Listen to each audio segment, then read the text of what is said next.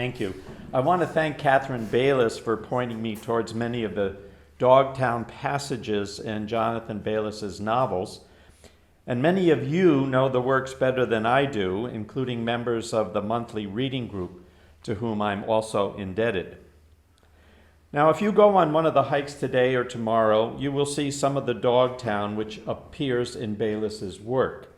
The trails, the boulders, the cellar holes, the landmarks of Dogtown Square or Whale's Jaw, the seasonally changing natural beauty and the particular atmosphere, changed but also somehow the same, that continues to attract people today as it obviously attracted Jonathan Bayliss. In the semi-autobiographical roman à clef 4-volume magnum opus that is GLOUCESTERMAN, including Prologos, Gloucester Book, Gloucester Tide, and Gloucester Mass, Jonathan Bayliss has occasion to treat what we know as Dogtown many times and from many purposes and from a variety of perspectives. And these comments about Dogtown are spread unevenly across the 4 works. Some of the Dogtown references are incidental. Some focus on Dogtown in particular, and some of these at great length. In Prologos, the first in the order of the series, Bayliss, through the character of Michael Chapman, makes a passing reference to Dogtown in commenting on the rarity of African Americans on Cape Ann. He mentions 2. The engineer of a gas-powered schooner killed in an explosion. The other, the first recorded murder victim in Gloucester, a slave girl known to be with child, killed with a sword in Dogtown by the child's presumed father, the son of her owner. The father and owner was the town doctor. The son was a Harvard graduate who fled Gloucester and was never brought to justice. Bayliss laments, "Yet what a sweet thing it would have been if more black-colored people had not continued on the Underground Railroad, but stayed to share Gloucester with all colored citizens. In my time, there was none to be found in the whole school system." A more sustained comment follows in which he shares common attitudes towards Gloucester, most of which survive today, and much of this passage is one long sentence, which is typical of many passages in Bayliss, as you may know. "The Dogtown Commons were reserved to the common consciousness of us settlers. You naturally couldn't expect off-islanders to take in that wold or moor or heath of terminal moraine, which to me, even in the cricketing sunlight, was always eerie enough with the ghosts of women and children, humble Anglos, oppressed by Danelaw, who perhaps had succored Alfred incognito in his adversity, these massacred in their cabins by Vikings and Indians in a misty prehistoric era of Cape Ann that has never been wholly eradicated from my memory mundi to keep me from going there alone for blueberries. An irregular expanse of rock, grass, and leaf centered in a triangle of overgrown cellars, with vestigial kitchen gardens and pastures strewn with juniper cedars, and the earth's own bones across which the train whistle is plainly carried back and forth between Gloucester and Rockport, except on the tracks themselves, the safest place in the world for dogs." In Prologos, Bayliss calls Dogtown, Dogtown. In the following 3 volumes, he calls Gloucester Dogtown, and he calls Dogtown Purdyville, or Tir na Dog. And the most prominent landmark in Purdyville, Whale's Jaw, he calls Sinashore Rock, or Marking Stone. There's a lot to be said about Bayliss and Dogtown, much more than I have time for today. So I have been ruthlessly selective in organizing the rest of my remarks about 3 topics that are important but not the only Dogtown-related passages in the 4 volumes: hikes, mythologies and legends, and parties. In Gloucestertide, Caleb Carsist, the Bayliss stand-in narrator, recounts 3 extended walks through Purdyville. On the first extended walk, Caleb and his dog Ibby Roy are headed towards a voice lesson with Tessa Barebones in Rockport. The account of the first hike covers a lot of ground, as it were. A detailed description of the hike, which could be followed, book in hand, today, an appreciation of the natural beauty of Dogtown, a treatment of Babson's boulders, and an appreciation of the hike from Ibby, the dog's point of view, at the beginning and at the end. I'll focus on the boulders. As they progress, they come upon stones, which we know as Babson boulders, some with inscriptions created by Roger Babson, the Duke of Dogtown, called Tibbet in the book. Some others are imitations or parodies of Tibbet's works, and some were composed by the character Wat Kibber, based on the real-life Bill Sibley. And quotes follow. Ibby, busy, marked the titanic surface rocks that were incised with the Duke of Dogtown's mottos, many of which would be obscured in summer by bushes or brambles. Now and then, stepping off the path, Caleb reviewed his favorites. When work stops, values decay. Work, for the night is coming. Enjoy the benefits of time. But he ignored, faith is a good idea. Keep your promises. Never sigh, never sin. But lingering longer than intended, he also discovered the one he was looking for. Never trust the experts. And nearby, another that was new to him, a wise son, his father's joy. He at last found the impertinent contributions of Wat Sibber in the palmy days of his youth. The amateurish chiseling was rough and irregular, probably executed hastily by the tricky light of moonshine. It's too early to predict and too late to repent. Sufficient unto the day are the anxieties thereof. A watched pot never boils, but an unwatched pot boils over. On the second hike in Gloucestertide, Caleb, again with his canine companion Ibby Roy, is on his way to see his secret lover Lillian Cloud, who lives on Folly Road. Midway across Purdyville at the Sinisher Rock, he has a change of heart and heads for home. Ibby runs ahead through Purdyville Square, past several boulders, and starts barking at Dita Dana, Doc Charlemagne's housekeeper. Now, Doc C is based on Charles Olson, and Dita is based on his friend Linda Parker. Dita is looking for solitude in Purdyville while Doc C is away.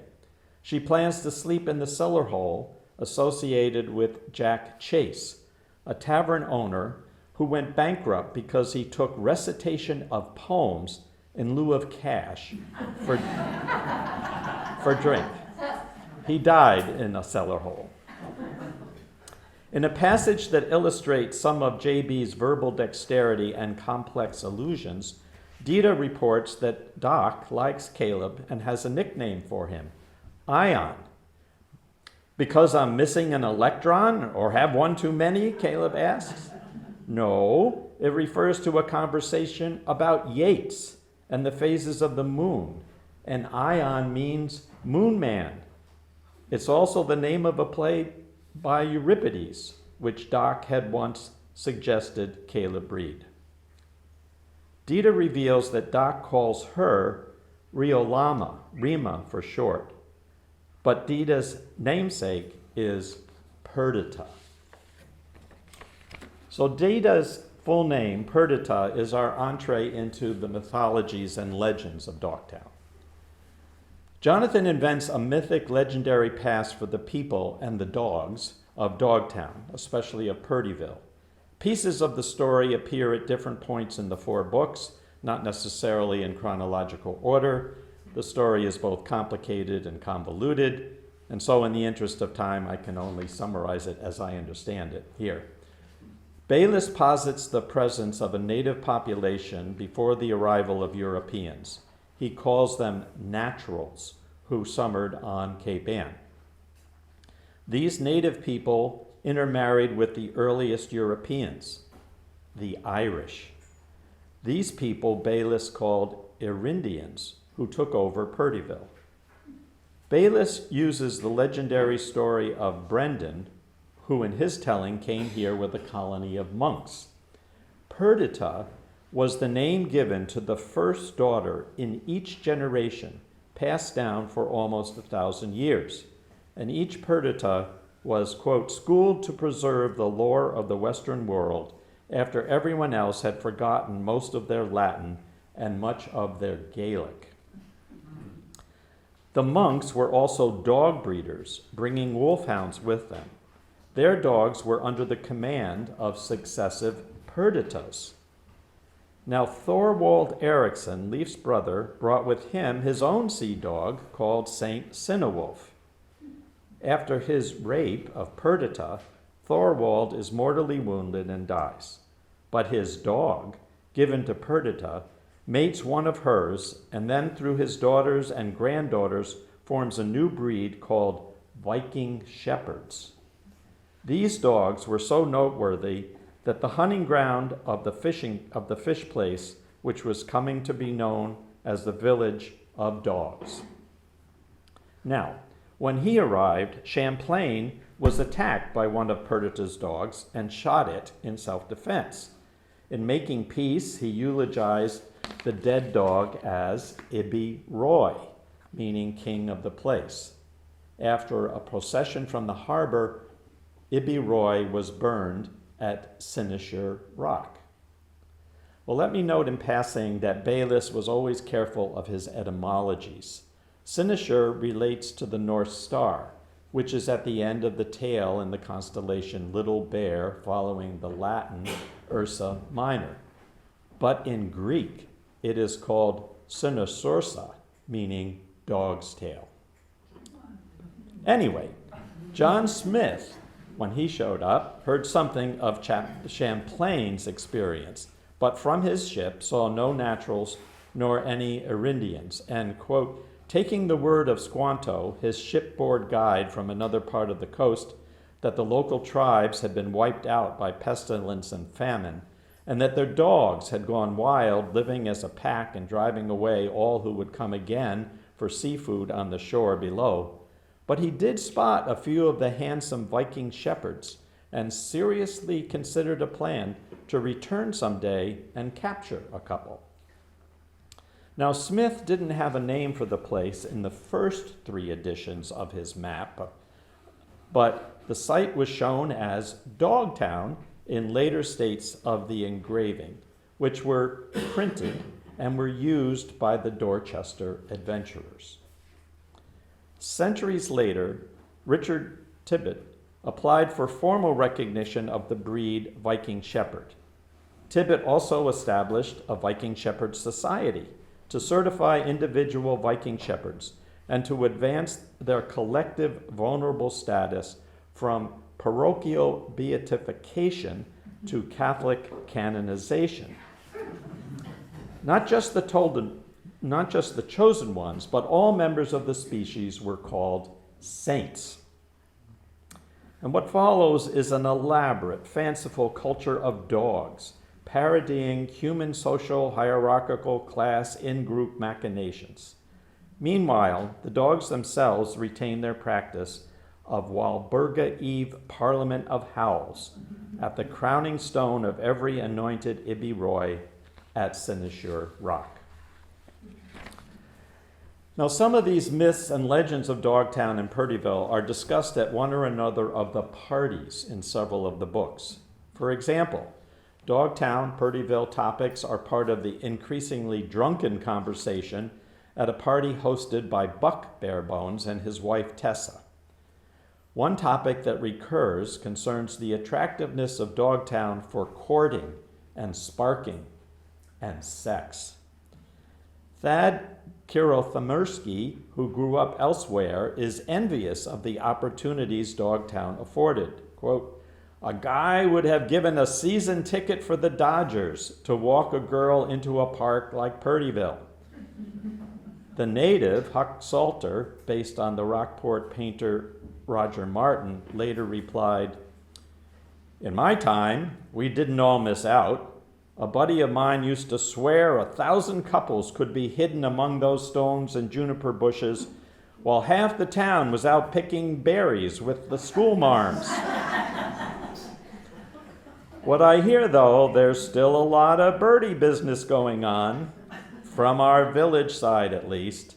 Many a finch has been plucked between a rock and a cedar. The final Dogtown-Purdyville topic at the Bare Bones Party concerns development. Dexter Keith holds forth in a cynical diatribe about industrial and civic development.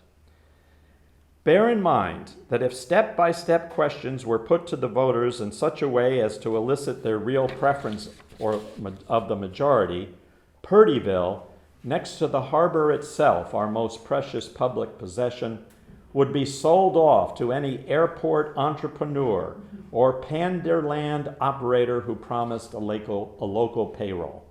For the present, there's enough solid granite under the moraine to make the blasting difficult for roads and utilities, but the time will come when nuclear bulldozers are available to anybody who can borrow money and pay real estate taxes. What's more likely in the meantime is bums and squatters. It doesn't take Irish to make a shantytown. Purdyville could become a colony of unwashed buttes. But that's the least of our worries. The horror is that it's become an unofficial dump. There are already junk cars and mutilated refrigerator, piles of trash and demolition rubble line the edges of any Purdyville road. If we don't do battle against the waste vandals right now, the city fathers, if they don't sell off the land entirely, will make it a dump officially. Consider the civic incentive. It would give us an irresistible advantage over other towns in attracting new industry if we could offer practically unlimited waste space as space for waste. Other towns would pay to dump their trash here. The blueberry pickers and bunny lovers would be outvoted 3-1 in any plebiscite for lower property taxes. Otherwise, domestic real estate. Houses are already beginning to encroach. The skyline's changing every month. Construction without architecture, every bit of it. That's what makes me sick. Some development is inevitable, some can be prevented, but nothing can stop the immoral synthesis of ugliness. So if you made it to the end of the 4 books, or if you were to make it to the end of the 4 books, one of the last references to Purdyville is a childhood recollection of Caleb, an overnight jaunt on Purdyville Commons. When we slept very comfortably under the stars, each in blankets spread over juniper bushes, supported by pillows in their centers. For breakfast, we made a fire and cooked strips of bacon that were folded in slices of fresh, snow-white, store-bought bread, and even more delicious than the marshmallows we'd roasted on green sticks the night before. An earlier version of this recollection had appeared in Gloucester Book. Caleb's recalls a train ride from Boston to Land's End Station and a camping trip in Purdyville. Quote, his mother, tossing a pillow into each hollow center of 2 juniper bushes, prickly to the touch, pungent to the smell, yielding to the weight, and spreading bedclothes to make nests for sleeping overnight under the first sky of stars that he ever had a good look at. As Bayliss has his Dexter Keith say, Purdyville, next to the harbor itself, our most precious public possession. Thank you.